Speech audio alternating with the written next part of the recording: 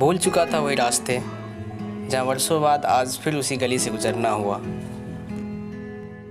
आखिरकार उन वादियों ने मुझसे पूछ ही दिया, आ गई मेरी याद। फिर मुस्कुराते हुए मैंने दबी आवाज़ में कहा, कितनों का जिक्र अपने होठों पर रखूं, अब मैं भी चल पड़ता हूँ हवाओं की ओर। वैसे तुम मेरी ज़िंदगी पर खुश हो सकते हो। तुम्हारी गलियों को छोड़ मैं भी ज़्यादा कुछ बदला नहीं हूँ। शहर के छोटे से कमरे की आशियाना, तुम्हारे हरे भरे खेत, खुला आसमान के नीचे बड़े से दरवाजे और कबूतर की गुटुल गूं पर भारी पड़ गया है। मेरे कानों में गूंजती हुई मंदिर की घंटी की वो आवाज़ें मानो मुझसे कुछ कह रहा हो, कुछ देर बैठ जाओ। अचानक मेरी नज़र पोखर में उमड़ती हुई तरंगों पर गया। मैं आगे बढ़ा, कपड़े समेत पाँव पानी में डालकर बैठ गया। बचपन की याद आ गई, जब ऐसे ही बैठकर मिट्टी के छोटे छोटे गोला बनाकर पानी में फेंका करते थे और लहरती हुई तरंगों को एंजॉय करते थे। दिमाग खाली खाली से था और कुछ चल रहा था तो वो था सिर्फ और सिर्फ फ्लैशबैक। खैर ये उन दिनों की बात है, लेकिन जब आप अकेले होते हो तो खुद से खूब बातें करते हो। मैं भी करने लगा खुद से बातें, बहुत सवाल किया। काफ़ी वक्त होता है ना सोचने के लिए। बहुत सारे लम्हों के साथ चलने लगा हूँ।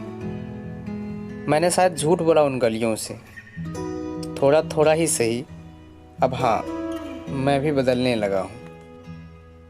ज़्यादा कुछ नहीं, पर खेलना धूपना, गिरना उठना और संभलने की तजुर्बा तो इन गलियों ने ही कराया है। और ज़िंदगी से सीखा हुआ कोई भी तजुर्बा बेकार नहीं होता। कुछ तो है बातें जो स्वीकार नहीं होता। ज़िंदगी का सफ़र है, कहीं एक जगह ठहर भी नहीं सकते। सभी का हमारी ज़िंदगी में कोई ना कोई बहाना होता है, भला सालों की सड़कें यूं ही बदला नहीं करते। सूरज अस्त होने को था और मेरा मन था कि पेड़ से मैं कुछ देर और बातें करूं, क्योंकि एक तरफ मैं ठहरने का नाम नहीं ले रहा था और ये बेचारा बरसों से यहीं कहीं है। फिर मुझे लगा इसे जगाना ठीक नहीं होगा, क्योंकि पेड़ ज़मीन से झुका हुआ था, शायद किसी के इंतज़ार में सो गया है।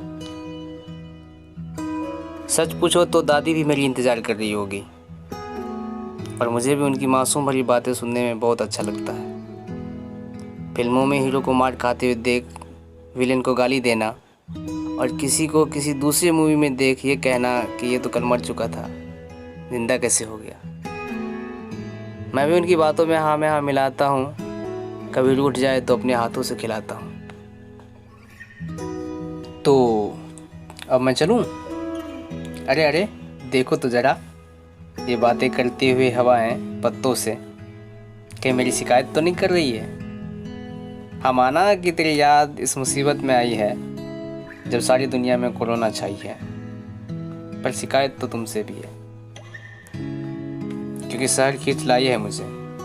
कुछ तो मजबूरी मेरी भी समझ, भला गांव छोड़ना किसको आसान लगता है।